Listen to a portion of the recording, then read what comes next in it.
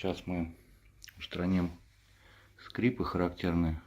Вот видите, в новом ремонте, после ремонта в полу возникают вот такие прям звуки. Мы определили это место и сейчас сделаем отверстие для закачки ремонтного состава. Видите, как там пустота и сверло просто упало.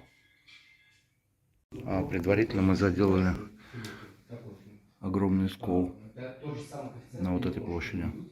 Но это немножко другая технология. И таких мест на проходных местах достаточно много. Ряд еще в комнатах. Вот мы сейчас просверлили отверстие и готовимся к тому, чтобы закачать ремонтный состав. Сейчас мы заполняем ремонтным составом. Это делается шприцом. В зависимости от крупности полости